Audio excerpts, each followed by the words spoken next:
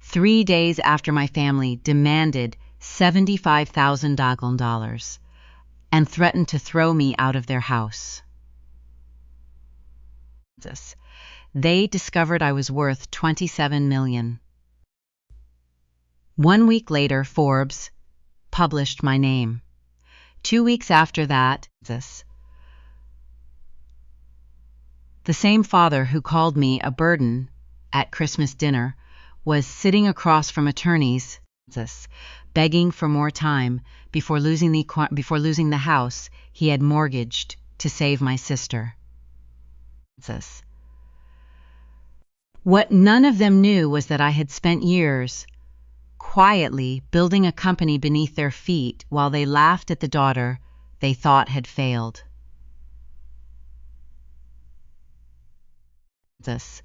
My name is Evelyn Hartwell, and I was 33 years old the night my father disowned me over Christmas dinner. Chapter 1: The Christmas Eviction. My name is Evelyn Hartwell, and I was 33 years old the night my father disowned me over Christmas dinner. Snow had been falling over Kansas City since late afternoon. Soft and pretty in the way snow looks when you are watching it from behind expensive windows. My parents' house sat inside Country Club Estates, a neighborhood where every driveway was curved. Every wreath was oversized, and every family pretended the people inside were as polished as the brass numbers on the mailbox. From the outside, the Hartwell home looked like a Christmas card. Warm lights framed the roofline. A 12-foot fir tree glowed behind the front window. Silver ornaments hung from every branch, matching the ribbon my mother had wrapped around the staircase banister. Cars lined the circular drive. Neighbors, cousins, and a few of my mother's charity friends drifted through the foyer carrying wine, gift bags, and the kind of compliments people give when they are more interested in being seen than being kind. Inside, everything smelled like pine. In Overland Park, Kansas, roast beef and cinnamon candles. It should have felt like home. It never did. I had been living in the basement suite beneath that house for nearly 3 years. 500 square feet below the polished floors and curated family portraits. One narrow window at ground level. One space heater that clicked all night like it was warning me not to trust the walls around me. A bathroom with cracked tile. A small kitchenette my father called generous every time he wanted me to remember. I was allowed to exist there only because he permitted it. To everyone else, I was the daughter who had failed to launch. To my parents, I was the cautionary tale. To my older sister, Vanessa, I was proof that being the favorite came with benefits. At dinner, I sat near the end of the long mahogany table, between my cousin Megan and an empty chair no one bothered to fill. My father, Richard Hartwell, sat at the head, silver hair combed back, red tie knotted perfectly, shoulders squared like a man preparing to deliver a verdict. My mother, Diane, sat across from me in pearls and winter white, smiling at guests with the controlled softness she used at charity luncheons. Vanessa sat beside her husband, Brandon Cross, one hand resting near her champagne glass, her diamond bracelet flashing every time she moved. Vanessa had always known how to shine in the light my mother pointed at her. I had learned to survive in the dark. Dinner moved the way every Hartwell dinner moved. Richard spoke about real estate taxes as if he were briefing a boardroom. Diane corrected the placement of serving spoons. Vanessa mentioned a luxury listing she was handling near Mission Hills. Then laughed too loudly when Brandon joked about people who rented because they lacked ambition. Nobody looked at me when he said it. That was how they did it. They never had to point. They had trained the room to understand. I cut a piece of roast beef and kept my eyes on my plate. The meat was dry. The crystal glasses caught the chandelier light. Somewhere in the living room, a pianist on my mother's holiday playlist played a soft version of Have Yourself a Merry Little Christmas. Then my father tapped his spoon against his wine glass. The sound was small, but it pulled every conversation into silence. Richard stood slowly. He did not look emotional. My father never looked emotional when he was about to hurt someone. He looked organized. Kansas. He reached into the inside pocket of his jacket and removed a cream-colored envelope. My name was written across the front in his heavy black handwriting. Evelyn Hartwell. He placed it on the table and slid it toward me. The envelope stopped beside my water glass. For a moment, no one moved. My cousin Megan glanced at me with concern. Vanessa lowered her glass, but did not set it down. Brandon leaned back slightly, already entertained. My father cleared his throat. He said I had been given more chances than any adult daughter deserved.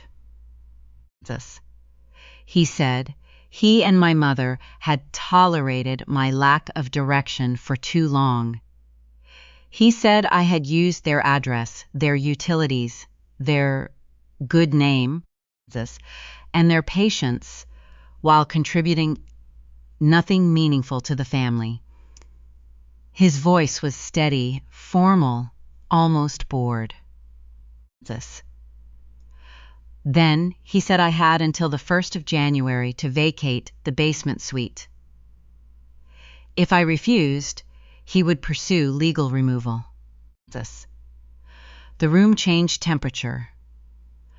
Not literally. The heat was still running. The candles were still burning. But something cold passed through the table and settled beneath my ribs. Diane folded her napkin in her lap and sighed as if she were exhausted by my failure. She said this was for my own good. She said sometimes a daughter needed a push. She said they could not enable me forever.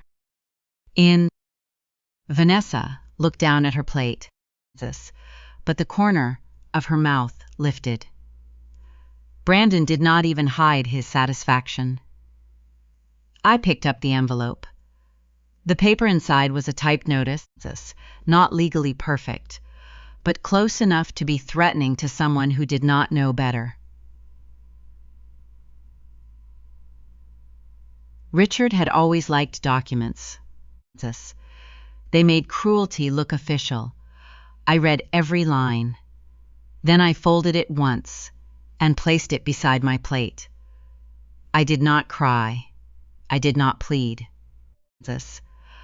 I did not defend myself. That disappointed them more than tears would have. My father expected panic.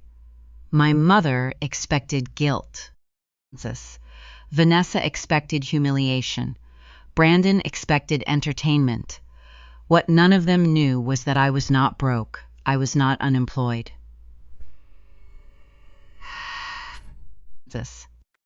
I was not the helpless daughter living under their roof, because the world had defeated me. 6 weeks earlier, my personal equity in Hartwell Dynamics AI had been valued at roughly $27 million.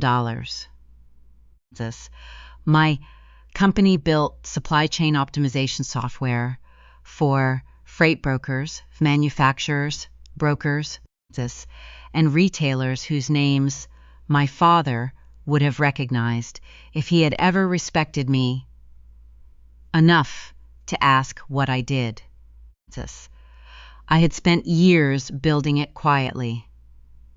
Late nights, early mornings, calls with engineers in Austin and clients in Chicago. Demo decks, revised at 2 in the morning. Investor meetings, taken from a basement, while the space heater rattled beside my chair. But I had kept it hidden for a reason. Nathan Cole, my asset protection attorney, had warned me not to change my business address until our Series B financing closed, licensing transfers were completed, and the new holding structure was fully registered. The company had grown too quickly, and growth created exposure. Until the final documents were signed, the basement address remained tied to legacy filings, vendor contracts, and investor disclosures. Moving too soon could trigger questions I did not want my family asking before my legal walls were finished. So I stayed. Not because I was weak. Because I was waiting. Waiting was something I had learned early in that house. When I was 16, Vanessa woke up on her birthday to a red convertible parked in the driveway with a ribbon across the hood. My mother cried when Vanessa screamed. My father said his princess deserved the best. 3 weeks later, my birthday came on a rainy Thursday. Diane left a grocery store cupcake on the counter with a sticky note that said she had a committee meeting and I could heat up leftovers. I told myself it did not matter. That was the lie children tell when they know the truth would break them. Years later, I graduated from the University of Missouri with a computer science degree and student loans I had signed for myself. My parents did not attend. Richard said traffic was impossible. Diane said Vanessa had a showing that weekend and needed help with staging. I took a photo alone in my cap and gown outside the auditorium and sent it to Ethan Brooks, the man I was dating. Then Ethan was kind. He wanted a life with regular dinners, weekends away, and someone who came home before midnight. I wanted that too, but I also wanted a future no one in my family could take from me. The company was still an idea then, fragile and consuming. After 2 years of watching me choose pitch calls over vacations and code reviews over sleep, he left. He told me. He loved me. But he could not keep competing with a dream that ate everything.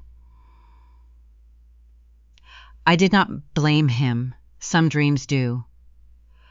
Across the table, my father watched me, waiting for the collapse. I looked at him and said I understood. 2 words. That was all I gave him. The silence that followed was almost beautiful.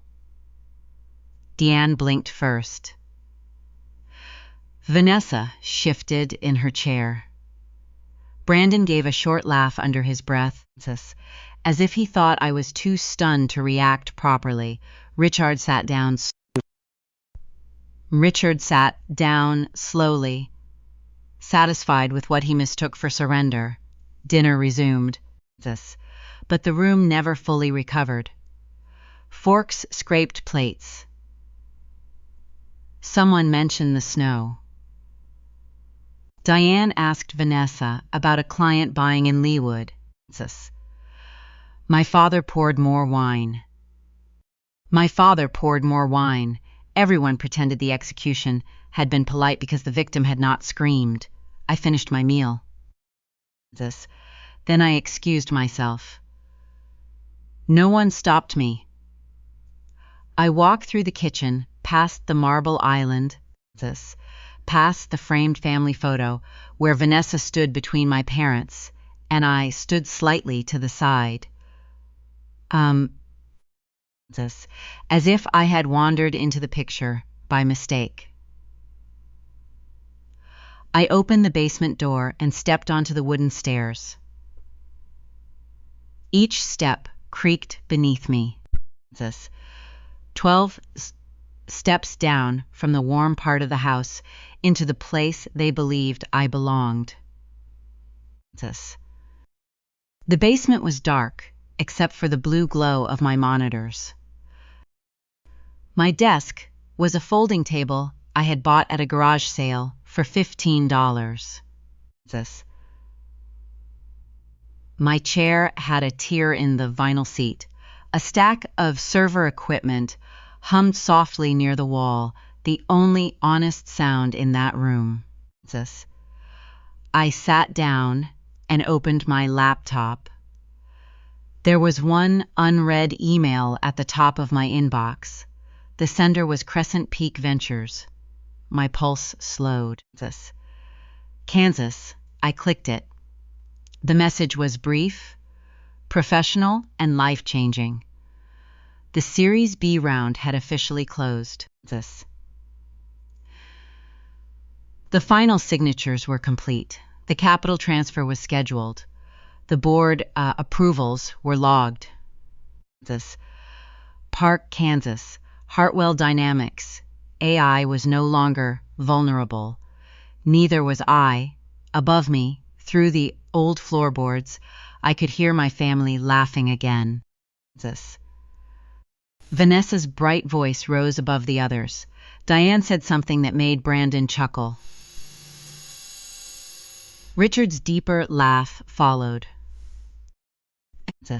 Confident and warm. The laugh of a man who believed he had just taken control of his disappointing daughter's life. I leaned back in my chair and looked up at the ceiling. They had no idea they had just thrown away the only person who could save them. Chapter 2. The Golden Childs, Collapsi, did not sleep much that night. Not because I was afraid of being forced out, but because, for the first time in 3 years, the house above me sounded fragile. Around midnight, the guests left one by one. Tires crunched over snow in the circular driveway. Car doors opened and closed. My mother's practiced holiday voice drifted through the foyer, thanking people for coming, promising brunch in January, laughing as if she had not just watched her husband exile their youngest daughter between the roast beef and dessert. By 1 in the morning, the house settled into the kind of silence expensive homes make homes when all the lights are dimmed and nobody wants to admit what keeps them awake. I sat at my folding table in the basement, the glow from my laptop washing over the concrete walls, and tried to focus on the final Series B documents. I should have felt relief. Crescent Peak Ventures had closed. Hartwell Dynamics AI was protected. Nathan Cole's last email confirmed that the new holding structure would be fully active before New Year's Eve in Overland Park, Kansas. The thing I had spent years building in secret was finally beyond my family's reach. But relief is complicated when it arrives in the same room where you learned how little your own parents valued you. My phone buzzed at 1:27. It was a text from Megan, my cousin. I am so sorry. I did not know he was going to do that. I stared at the message for a long moment before typing back 3 words. I know. Thank you. Megan had always been kind in the quiet ways that count. She was the only person in the family who sent flowers when I graduated from the University of Missouri. Not my parents, not Vanessa. Megan, a small bouquet of yellow tulips, and a card that said she was proud of me. I kept that card tucked inside the back cover of an old algorithms textbook for years. That graduation day had been one of the first times I understood the difference between being forgotten and being assigned to be forgotten. Richard had claimed he could not miss a construction industry luncheon. Diane said Vanessa needed help preparing for an open house in Leawood. I told them it was fine. I stood outside the auditorium in my black gown, watching other parents adjust tassels and take photos. Then I took a selfie against a brick wall and pretended it was enough. Vanessa, of course, never had to pretend. When she earned her real estate license, my parents hosted a dinner for 24 people at the Capitol Grill. Diane ordered a cake shaped like a sold sign. Richard made a toast about ambition, polish, and knowing how to present yourself.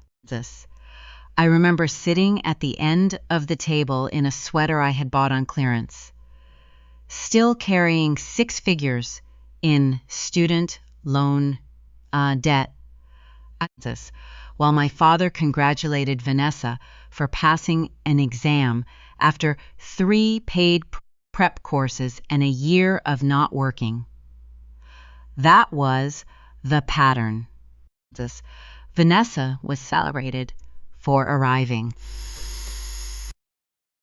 I was criticized for surviving. By the time Vanessa married Brandon Cross, my parents had perfected the performance.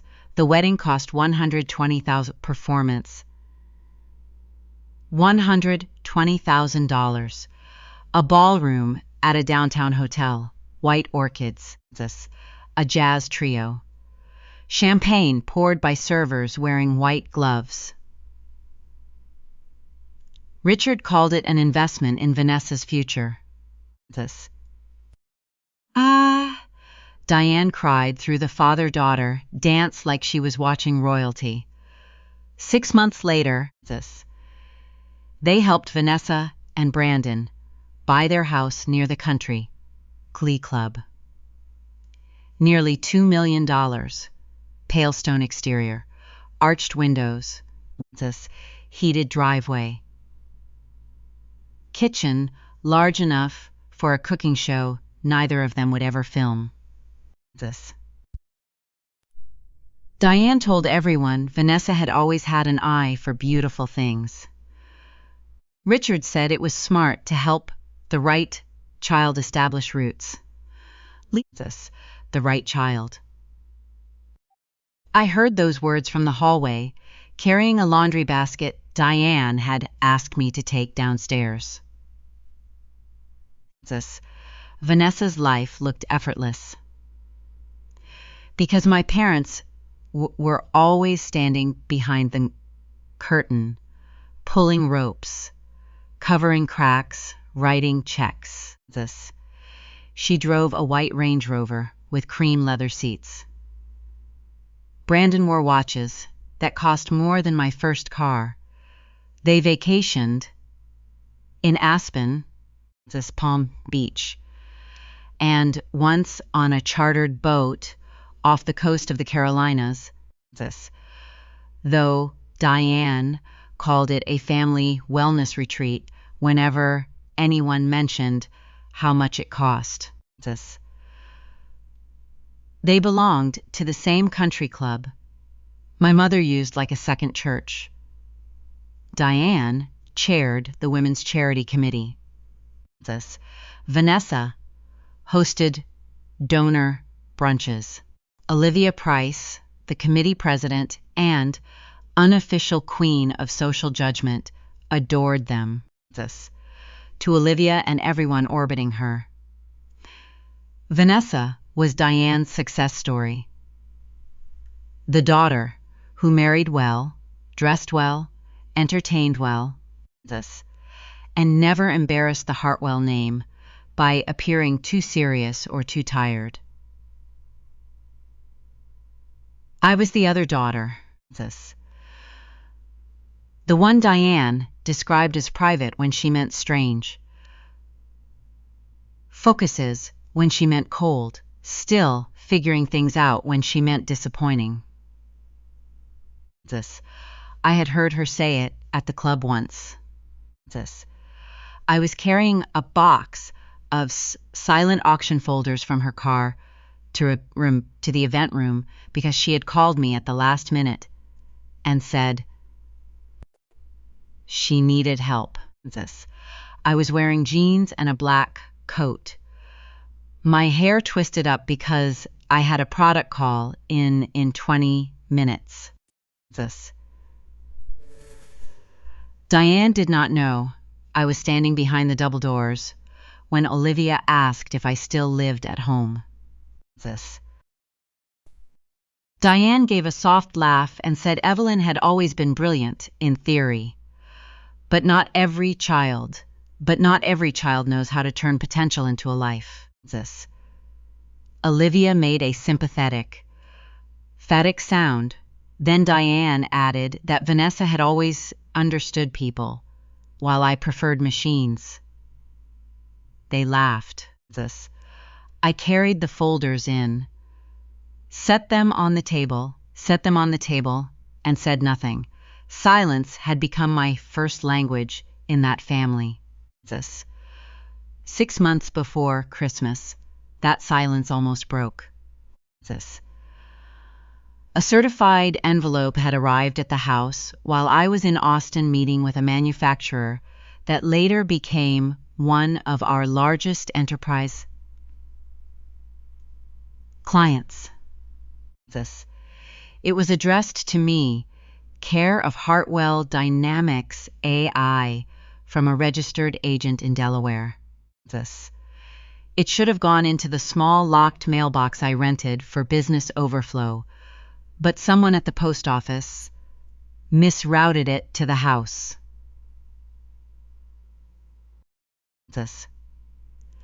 Diane found it. She never admitted it then, but I knew something had shifted when I came home. She watched me too carefully.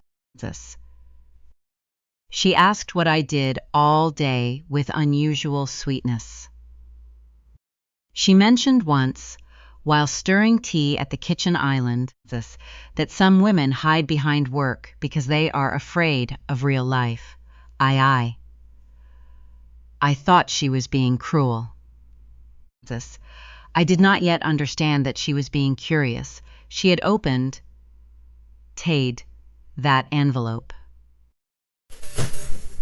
I would learn later that it contained annual filings, registered agent notices, and references to entities attached to my holding structure. Not the full picture, not the valuation, but enough to make my mother's instincts sharpen. Deanne did not know I was worth $27 million. But she knew I was not the failure she had been selling to her friends. That made me dangerous. Around 2:15 that night, in Overland Park, Kansas, just as I was about to close my laptop, the floorboards above me creaked. At first, I thought Richard was coming downstairs to deliver another speech. Instead, the footsteps moved toward the kitchen and stopped near the vent above my desk. Voices followed, low and ragged. I froze.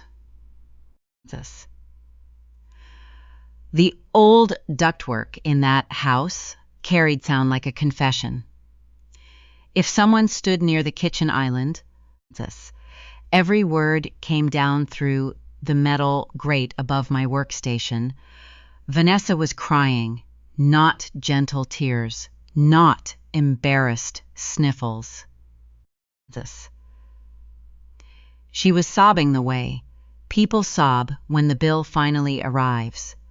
Brandon's voice cut through hers, tight and defensive. He said the market had shifted.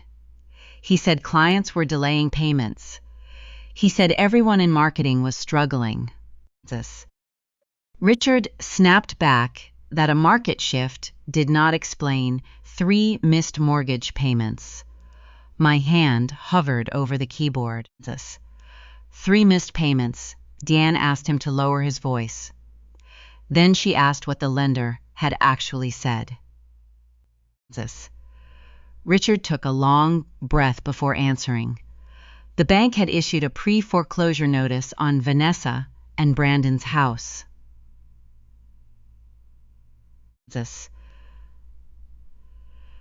They were 90 days behind. If they did not bring the loan current before the end of the month, the property would move toward legal action. Vanessa cried harder. She said people would find out.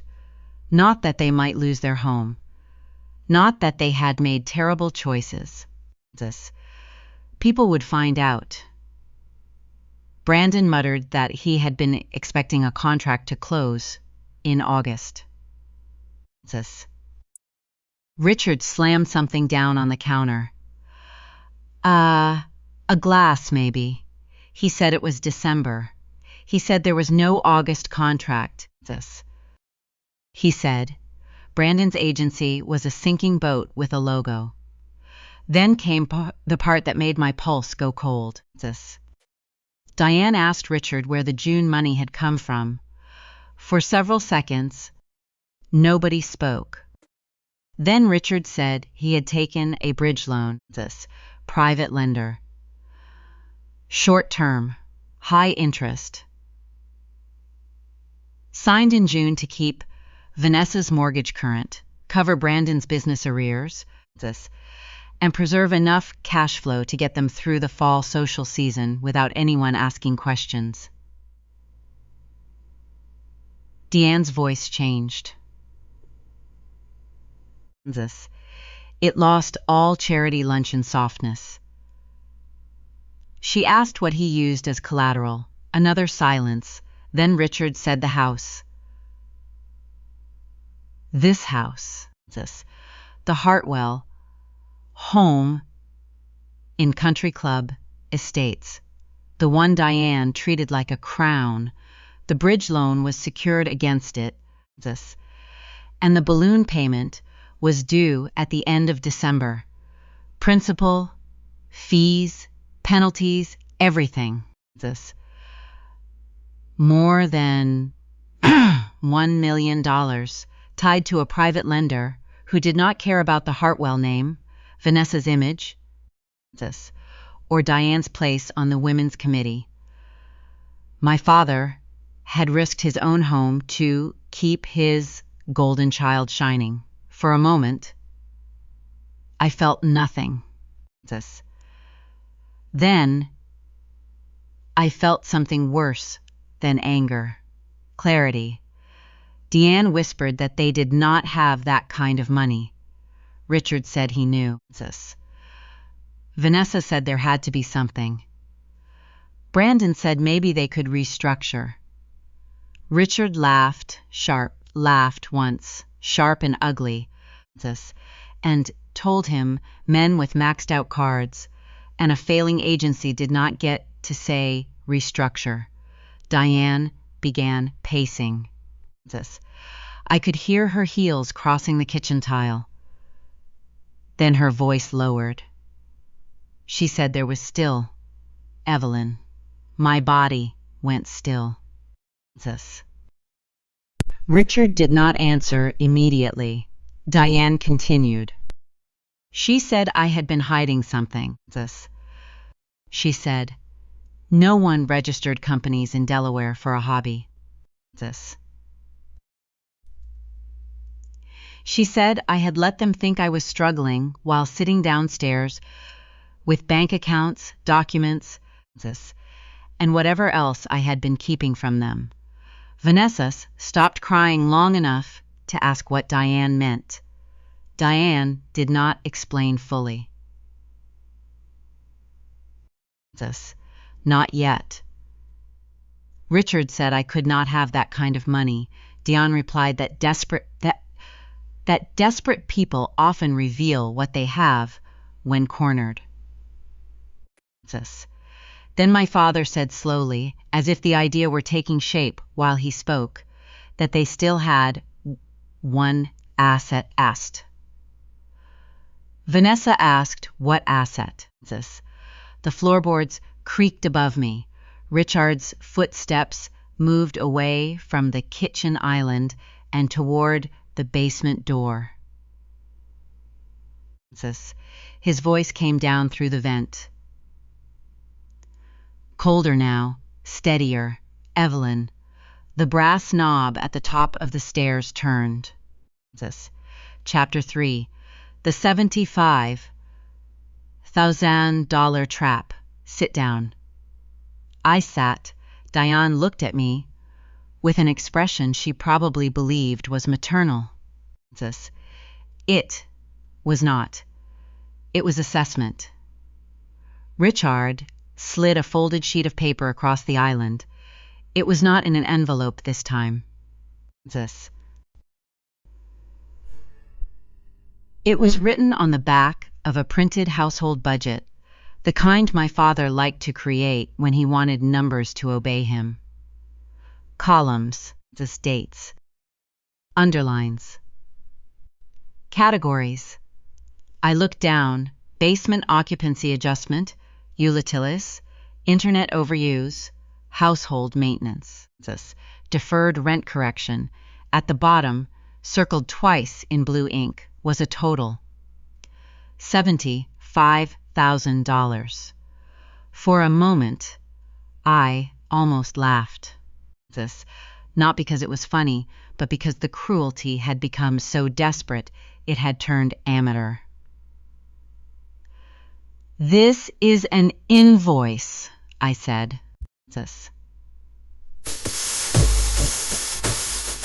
Richard's eyes narrowed. It is an accounting of what you owe this family. Vanessa inhaled sharply, as if the word owe had given her oxygen. Diane stepped closer. We have let you live here, far below market rate, for years, Evelyn. Your father and I have carried costs you never acknowledged. I pay rent every month. You pay a token amount, Richard said. A symbolic amount. $1,100 for 500 square feet in this neighborhood is charity. It is the amount listed in the lease you signed. His mouth tightened. Do not use legal language with me in my own home. That sentence told me everything. He did not have a legal argument. He had authority, volume, and fear dressed up as principle. I looked at the paper again, letting my eyes travel over each fabricated line. The internet fee alone was $12,000. The maintenance charge included a furnace inspection from 2 years earlier.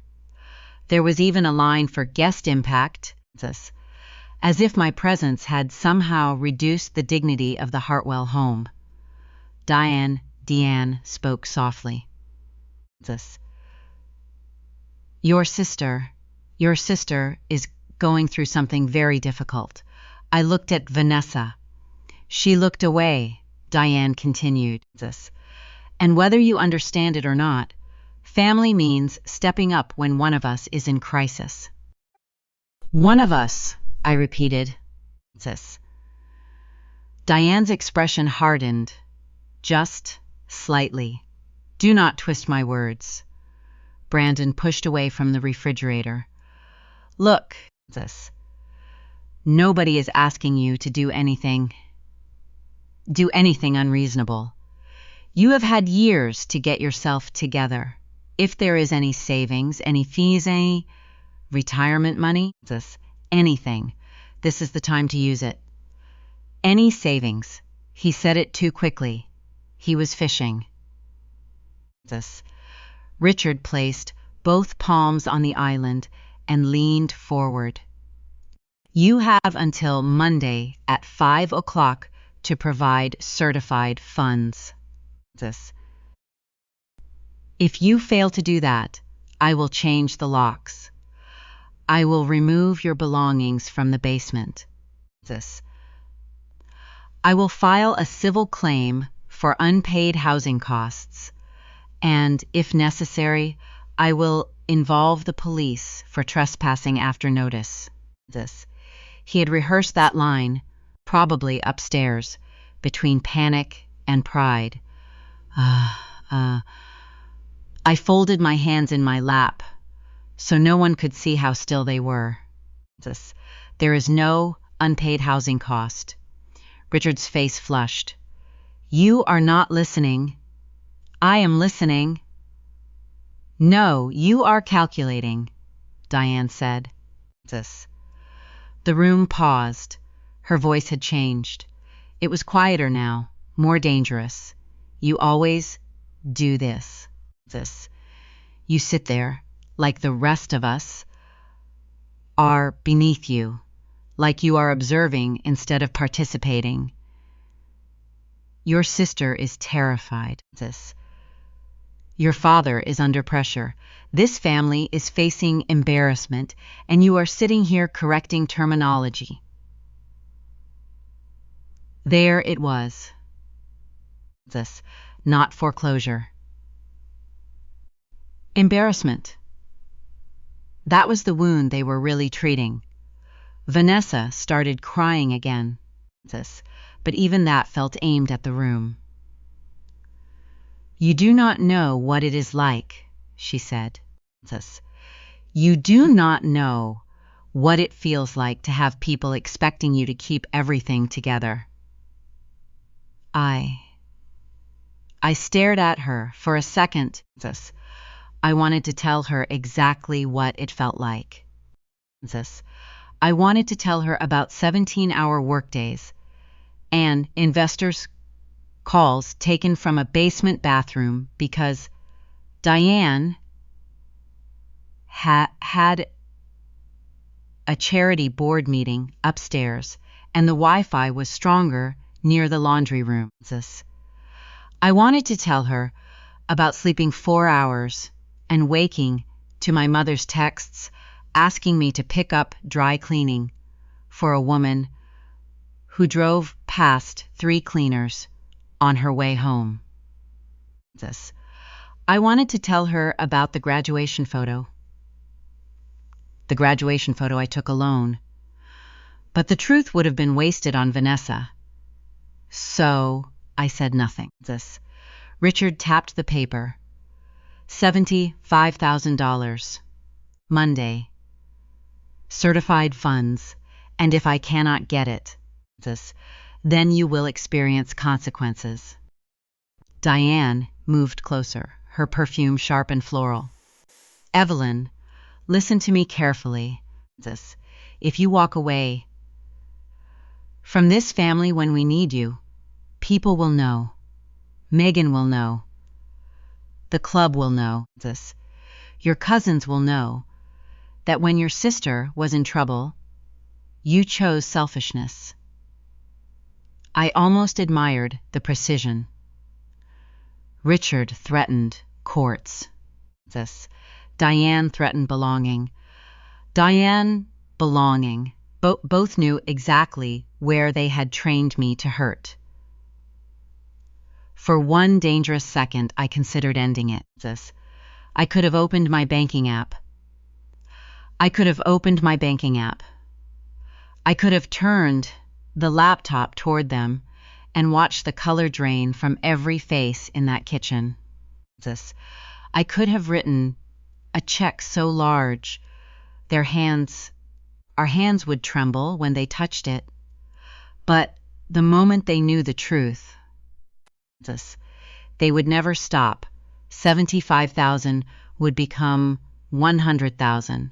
One emergency would become another. Vanessa's mortgage. Brandon's agency. Diane's reputation. Richard's pride. They would not see my success as mine. They would rename it family property. I lowered my eyes to the fake invoice. Then I made the decision that saved me. My breath hitched once. Deliberately. I pressed my fingertips against my mouth and let my shoulders fold inward. I do not have that kind of money sitting around, I said, making my voice thin. I cannot just pull $75,000 out of nowhere.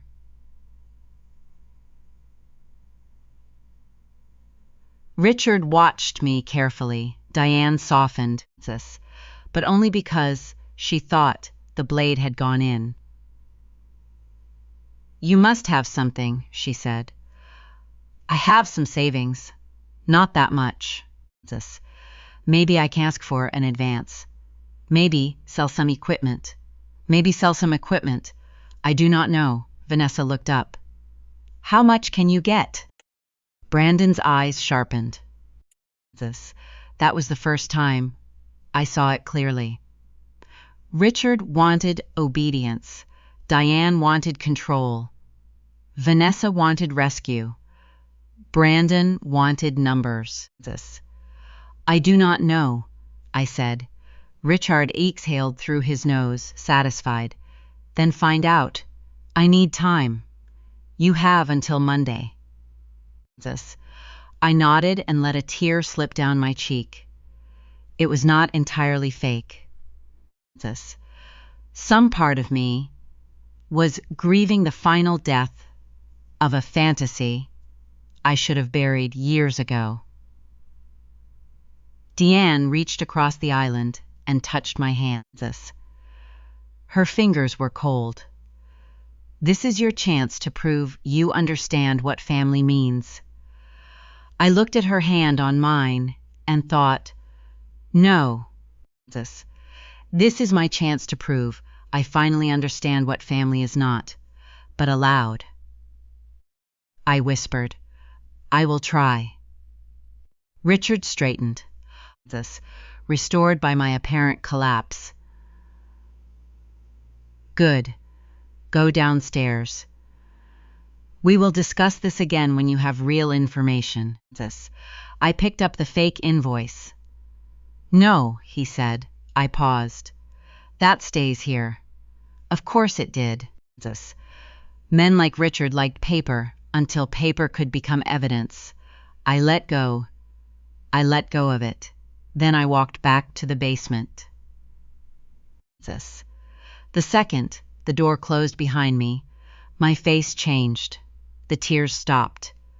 My breathing leveled. My spine straightened. I descended the stairs slowly, listening to the muffled voices above me. Vanessa was asking if I could really get the money. Richard said pressure revealed resources. Diane said I needed to learn responsibility. Brandon said nothing. That silence mattered. I sat at my desk, opened an encrypted messaging app, and sent Nathan Cole a single line. They made a financial demand and threatened removal. His reply came in less than 30 seconds, documented everything. Do not reveal liquidity. Asset protection finalizes Friday. Debt acquisition review is moving. I stared at that last sentence. Debt acquisition review. Nathan had raised the idea 2 weeks earlier. After I told him about a private lender tied to my father's house. At the time, it had sounded too neat, too dramatic. The kind of thing that belonged in a movie. Nathan explained that distressed private notes could be purchased through the right channels, through the right legal channels. Not by me personally, never directly, but through an investment vehicle that had every right to acquire TS secured debt if the lender wanted out. Back then, it had been theoretical. Now it felt like a door opening. I typed back, "How long?" Nathan replied, "Soon. Stay quiet." I closed the app and leaned back. Above me, footsteps crossed the kitchen. Then slower footsteps moved toward the basement door, but stopped before reaching it. Brandon. I knew it without seeing him. He was not a patient man. He was a shortcut in human form. If he believed I could somehow produce $75,000 in a few days,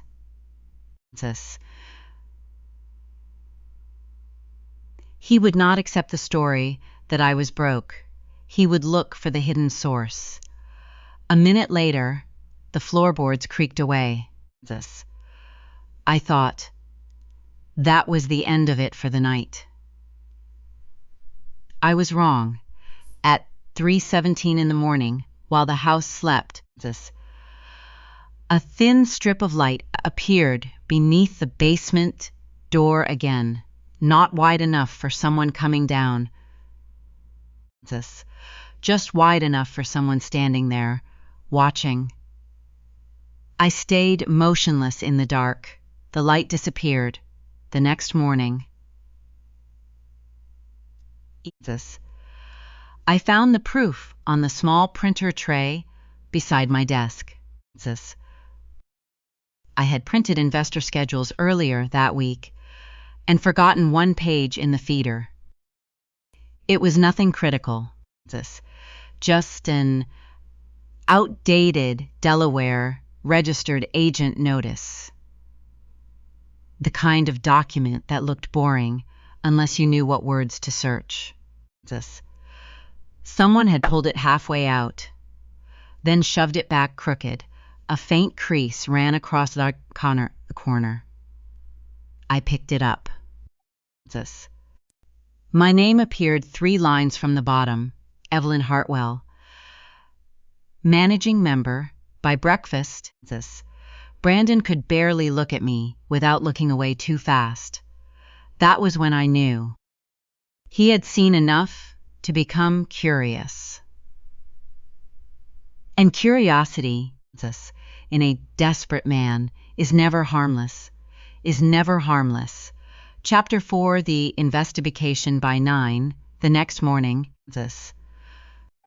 Brandon Cross had become very interested in things he had spent years pretending were beneath him. I saw it in the way he lingered near the kitchen island after breakfast, scrolling too slowly on his phone. I saw it in the questions he tried to make casual. So, Evelyn, he said, while pretending to rinse a coffee mug. What exactly is it you do again? Vanessa looked up from her phone. She does computer stuff, she said. Remote support or something. I took a sip of coffee and let that answer sit between us. Brandon smiled without warmth. Remote support must be doing better than I thought. Richard, who was reading the business section at the far end of the counter, lowered the paper an inch. What does that mean? Nothing, Brandon said too quickly. Just curious. Diane's eyes moved from Brandon to me, sharp and still.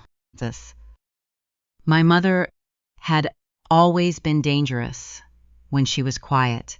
I carried my mug downstairs and left them with their suspicion.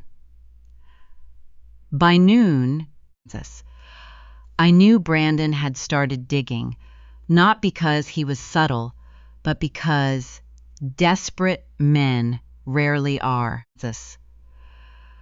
A Google alert I had set up months earlier pinged on my phone. Someone had searched my name in connection with Hartwell Dynamics AI, Delaware, registered agent, Crescent Peak Ventures, and managing member. None of those searches were illegal. Most of those records were public if someone knew where to look. What mattered was the pattern. Brandon was not looking for truth. He was looking for leverage. By mid-afternoon, a second alert arrived from a business intelligence service. Nathan Cole had insisted, I pay for, even when I thought it was excessive. A visitor using a Kansas City area IP address had accessed a cached state filing connected to one of my old LLCs. The page showed my name, Kansas, the registered agent, and the formation date, but not the ownership structure, not the valuation, and certainly not the clean wall Nathan had built between my personal assets and the company. That wall was the reason I could breathe. Kansas. The originals were not in the basement. They were in Nathan's office in downtown Kansas City, inside a secure file room behind more locked doors than my father had patience for. What I kept downstairs were copies, old notices, outdated filings, things useful enough to look important and harmless enough to lose. I had not planned to use them as bait, but Brandon made that decision for me. At 3:46, while I was reviewing final licensing transfer schedules, an email arrived from a woman named Rachel Monroe. The subject line was simple: Forbes profile confirmation. I read it twice. Rachel was a senior contributor, working on a piece about under 40 founders reshaping supply chain automation. Crescent Peak had put her in touch with Sophia Bennett, my COO, weeks earlier. The profile had been planned for January, after the funding announcement went live. But Rachel's email said her editor wanted to move publication up because the Series B had closed and 2 competitors were already circling the story. She asked for one final quote. I stared at the cursor for a long time. Upstairs, my family was trying to turn me into an emergency fund. Outside that house, my company was becoming public, whether I liked it or not. I wrote back carefully. I built Hartwell Dynamics because I learned early that fragile systems fail when pressure arrives. The goal was never to look impressive. The goal was to build something that held. I sent it. Then I closed my laptop and began setting the stage. I carried a laundry basket upstairs at 4:15, making sure Brandon saw me. I opened the refrigerator, moved a carton of orange juice, and said to no one in particular that I had a long night shift ahead and needed a nap before dealing with financial calls. I used the phrase financial calls deliberately. Brandon's head turned. Diane's did too. I went back downstairs and left the basement door unlatched. Then I placed my noise-canceling headphones over my ears without turning on any music. I moved my chair into the far corner near the stacked storage bins, where the shadow from the utility shelf hid me unless someone knew exactly where to look. The small fireproof safe sat beneath my folding table. It was old, steel, heavy, and unimpressive. Inside were copies of Delaware filings, an old registered agent letter, expired operating agreements, and one intentionally outdated capital contribution summary showing enough corporate language to make a greedy man sweat. At 5:08, the floorboards creaked. At 5:12, the basement door opened. Brandon descended slowly, one step at a time, trying to make a large man sound like a small one. His cologne reached me before he did, expensive and too strong, cutting through the damp concrete smell of the basement. He stopped at the bottom of the stairs. Tavent? Evelyn? He whispered. I did not move. He waited. Then he crossed the floor toward my desk. His eyes moved over the monitors, the server rack, the cables, the closed laptop. He did not touch them. Even Brandon, computers could betray a thief faster than paper could. He crouched beside the safe. I watched him pull a small screwdriver from his back pocket. For a moment, a bitter kind of calm moved through me.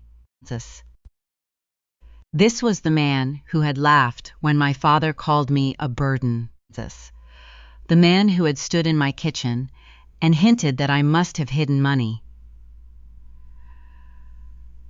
The man whose failing agency, rented office furniture, an unpaid invoice, had helped drag my family to the edge of financial ruin. Now he was on his knees in my basement, prying at a metal box like a teenager stealing from a locker. The screwdriver scraped against the lock. He cursed under his breath.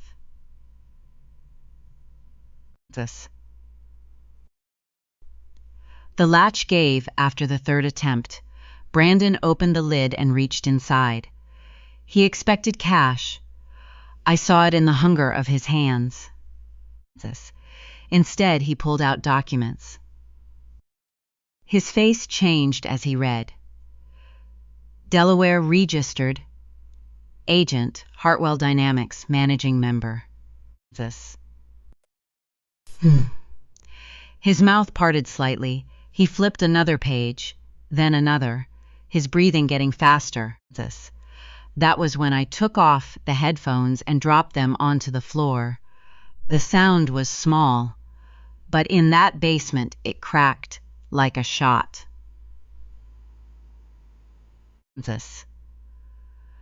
Brandon jerked backward and slammed his shoulder against the table.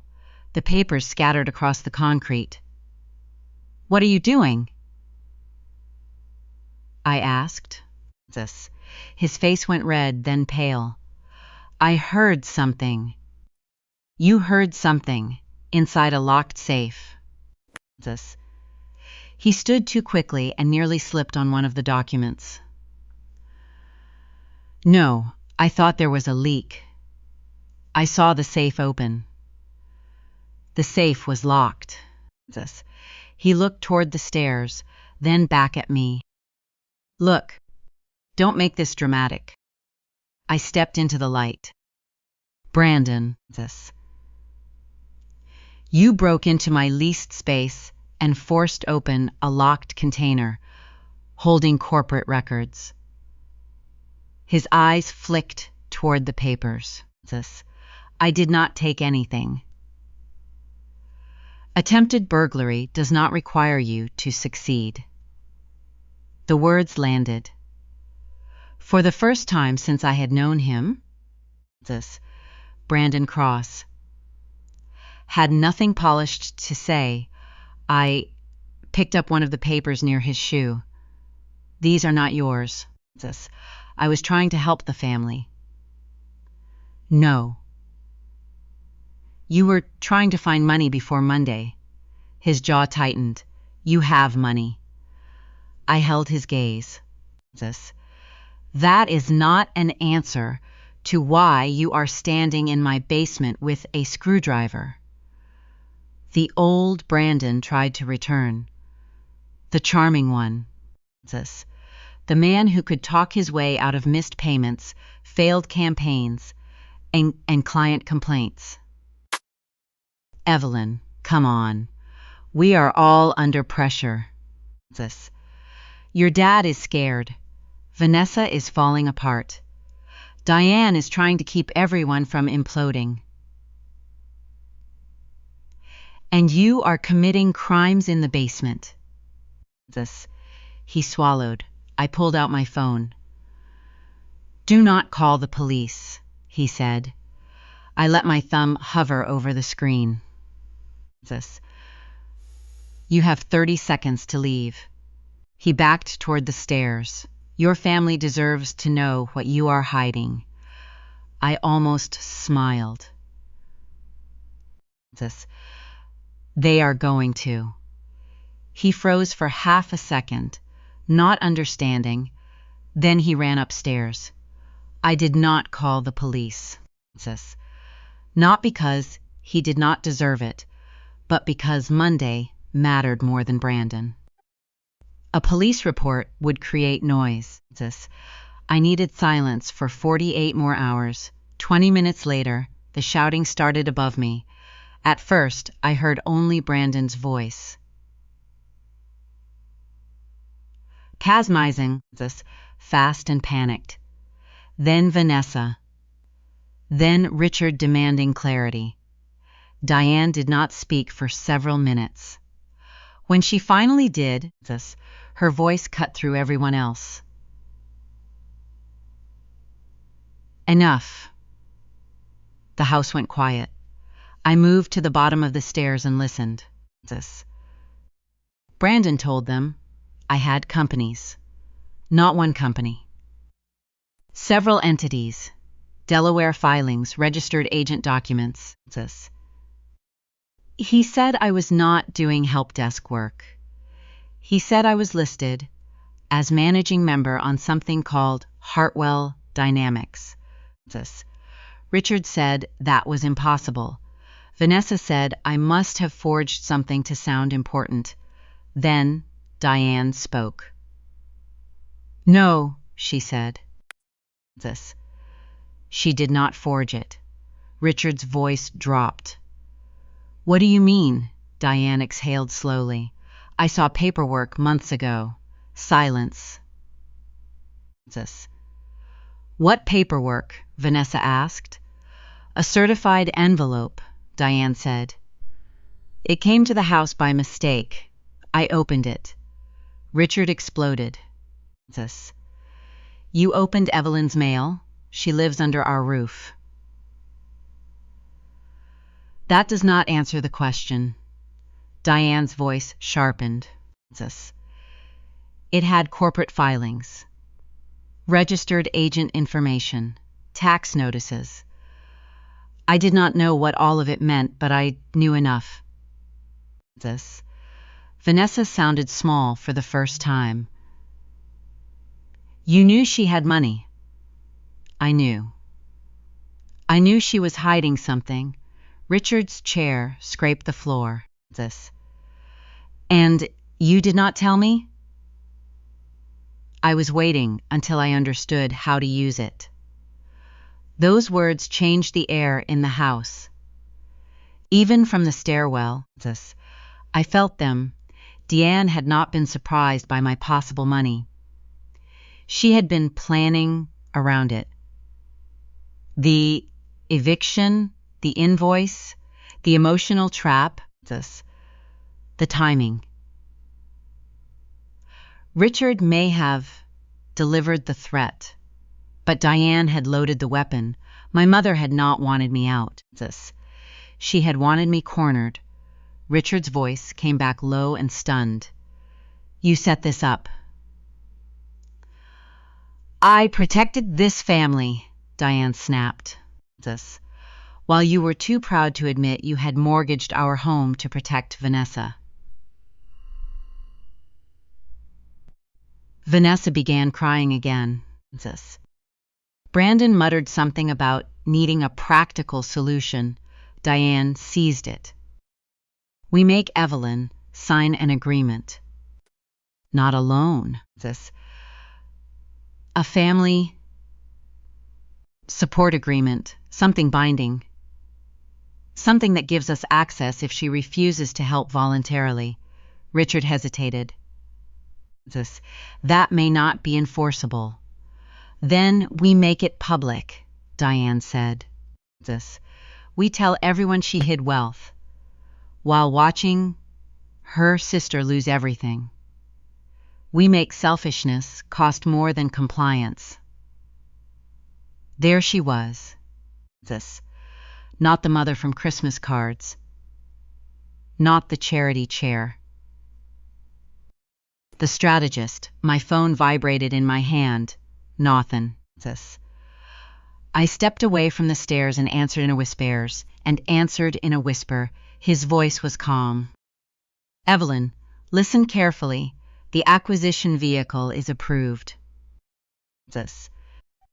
The lender is willing to sell the note. We can close before Monday. I closed my eyes. Above me, my family was building their final trap. Nathan continued. Everything is ready. Chapter 5. Account Class D ended the call and stood in the center of the basement, listening to my family planning the last move they would ever make against me. For 48 hours, I let them believe they were in control. Richard moved through the house with renewed confidence, issuing short commands as if he were back at the head of a company he no longer owned. Diane made calls in her charity voice, careful and polished,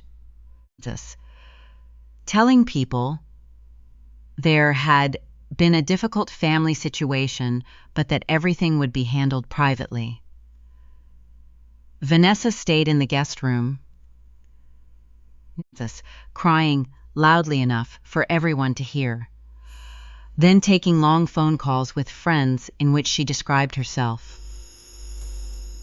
as blindsided, overwhelmed, in Overland Park, Kansas, and abandoned by people who should have cared. Brandon stopped coming near the basement. That was the smartest thing he had done in months. Monday came cold and bright. The deadline was 5 o'clock. By 3, the house was restless. I could hear footsteps above me. Diane, pacing from kitchen to living room. Richard opening and closing cabinet doors. Vanessa asking whether I had gone to the bank. They expected me to come upstairs with a certified check. They expected shaking hands, red eyes, apology, surrender. At 4:12, headlights swept across the narrow basement window. Not one car. 3. I opened the exterior bulkhead door myself. The winter air rushed down the concrete steps as a small corporate relocation crew moved in with black padded cases and equipment carts. Nathan had arranged them through a firm that handled sensitive office moves for technology companies and private investment clients. They did not ask questions. They did not stare at the basement. They simply went to work. Server rack first, then the encrypted drives. Then the monitors, networking equipment, backup hardware, prototype devices, and the locked cases that held everything too valuable to leave in a house full of people who had mistaken access for ownership. I stood near the stairs and watched them dismantle 3 years of hidden labor with quiet precision. The cheap desk stayed. The torn chair stayed. The space heater stayed. The small bed stayed. I wanted my family to see what remained when the value was gone. Not because I needed to be cruel, but because they had confused the cage with the person inside it. At 4:48, Richard opened the basement door. His face changed before he spoke. "What is this?" I looked up from the tablet where I had just assigned the relocation receipt. "I am vacating." Diane appeared behind him, one hand gripping the railing. "You cannot remove property from this house." "It is my property." Richard came down 3 steps. "You owe this family $75,000. "No," I said. "I do not." Vanessa's voice floated from above. "Dad, what is happening?" Brandon pushed past her and looked down into the basement. When he saw the movers carrying the server equipment toward the bulkhead door, the last color drained from his face. He knew enough now to understand that the money had never been in the safe. The money had been in the system by 5 o'clock. The basement was empty of everything that mattered. I walked upstairs for the last time, carrying a small leather bag and the brass basement key. Overland Park, Kansas. My family was gathered in the kitchen, exactly where they had made their demand. Richard stood at the island. Dan was beside him. Vanessa clutched a tissue. Brandon stared at his phone, like it might tell him how to survive. What was coming? Then his phone buzzed. Then Vanessa's, then Diane's, then Richard's. One after another, the room filled with tiny electronic chimes. Deanne looked down first. Her lips parted. I knew what she was reading before she said my name, Rachel Monroe. Rachel Mazarn Forbes score article had gone live at 5:02. The headline was clean, sharp, impossible to misunderstand. Evelyn Hartwell, founder of Hartwell Dynamics AI, closes major Series B round as supply chain automation heats up. Vanessa whispered it like the words physically hurt. Founder? Brandon scrolled so fast. His thumb shook. Richard scrolled so phone from the counter and read in silence. His eyes moved down the screens. Screen. Line by line, past Crescent Peak Ventures, past Crescent, past enterprise clients, past the estimated personal equity stake of roughly $27 million. Deanne sat down, not gracefully. She lowered herself into the chair as if her knees had simply stopped obeying her. Within minutes, the calls began. Olivia Price was first. Diane let it ring. Then another woman from the country club. Then someone from the charity committee. Then Megan, though I did not answer either. Diane's carefully protected world was learning in real time that the daughter she had quietly mocked for years had built something larger than every room she had ever tried to impress. No one spoke. The room went silent. Not politely silent, not shocked dinner party silent. The kind of silence that arrives when a lie has no oxygen left. Richard finally looked at me. Why did you not tell us? I almost smiled. Would it have changed how you treated me? He opened his mouth, then closed it. Deanne found her voice first. You watched us panic. I listened to you plan to force me into a binding family support agreement. That was because you hid this from us. No. You tried to take it because you found out I had something you wanted. Vanessa started crying again. Evelyn, please. My house. I have children someday.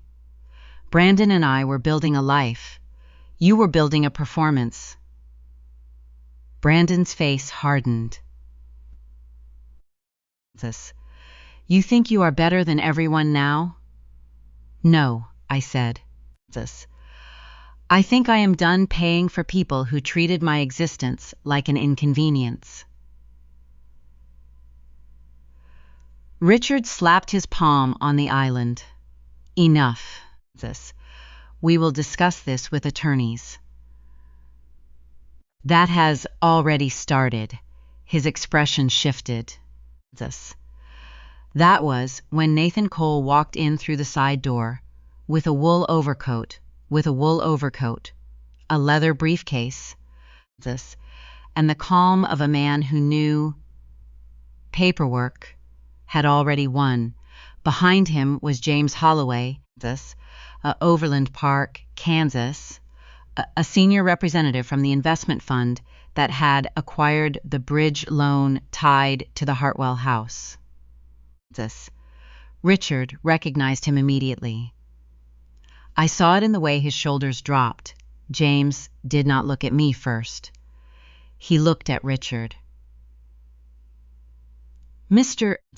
Hartwell, I am here regarding the secured note, originally issued by Mercer Private Capital in June. Richard's voice came out thin. I was told Mercer still held the note. They did until this morning, James said. The note has been assigned to a fund managed under a holding structure represented by Mr. Cole's office. Diane stared at Nathan.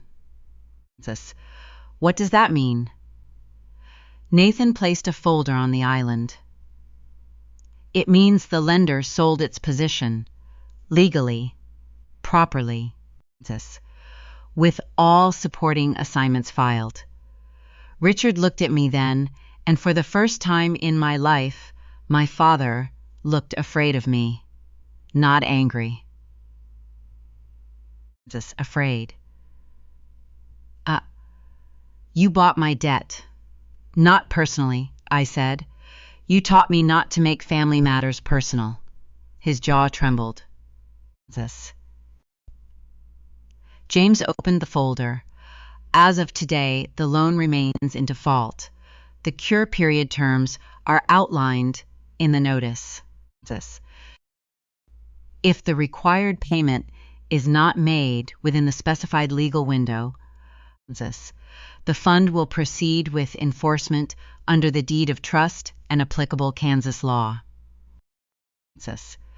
Richard reached for the folder with hands that were no longer steady. We can restructure. James shook his head.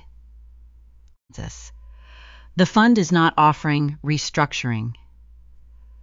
Diane stood so quickly, her chair scraped against the floor. You cannot do this. This is our home. I looked at her. This was also my home when you turned the basement into a warning label. Her face cracked. The tears came then. Real or not? I could not tell anymore.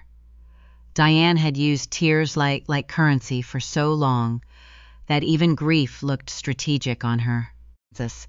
But this time something underneath her polish broke.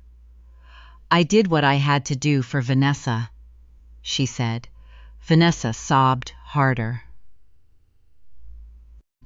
Diane looked at me with red eyes. She was the one who needed us. She was the one who fit. You were always so distant, so difficult, so impossible to understand, so impossible to understand. Vanessa was the future of this family. There it was, not hidden in a joke, not softened by charity language. The truth, finally unclothed. And I was what? I asked. Diane's mouth moved, but no answer came. I nodded once. That is what I thought. I reached into my bag and pulled out the brass basement key. I placed it on the granite island. Then I picked up the fake invoice Richard had written. The $75,000 demand still circled in blue ink. I took a red pen from the drawer beside the stove. For a moment, no one moved. I drew one thick line through the total. Then beneath it, in block letters, I wrote 2 words. Account a closed Avard. I set the paper beside the key. Richard stared at it like it was a court order. Maybe, in a way, it was. I left through the front door without slamming it. The snow had stopped. The yard lights reflected off the white lawn, making the whole street look softer than it was. Behind me, no one called my name. 3 weeks later, I woke up in my penthouse in downtown Kansas City to the first quiet morning that had ever truly belonged to me. The windows stretched from floor to ceiling. The city was gray-blue beneath the sunrise. Steam rose from my coffee. My laptop sat closed on the counter. For once, I was not rushing to prove anything to anyone. The foreclosure process would take time. Lawyers would file. Notices would be served. Richard would fight for extensions he used to think only other people needed. Diane resigned from the charity committee before Olivia Price could ask her to step down. Vanessa's social circle thinned almost overnight. Brandon's agency collapsed under the weight of debts that had been hidden for too long. I did not celebrate any of it. That surprised me. For years, I imagined justice would feel like triumph. Loud, bright, satisfying. But when it finally came, it felt quieter. Like setting down a heavy bag I had forgotten I was carrying. I thought about the basement, the cold floor, the humming servers, Munolame, the little window at ground level where I used to watch people's shoes pass by above me. In Overland Park, Kansas, I thought about the girl who took a graduation photo alone and told herself it was enough. I wished I could go back I wished I'd go back and tell her she was not hard to love. She was just surrounded by people. She was just surrounded by people who benefited from making her believe she was. I had spent too many years trying to prove my value to people who did not want to see it. Freedom began the day I stopped asking permission to exist.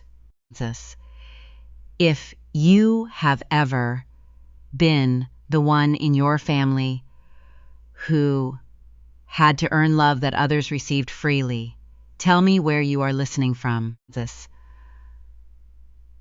And remember, sometimes justice does not come from revenge. Sometimes it comes from closing the account, walking away, and finally choosing yourself.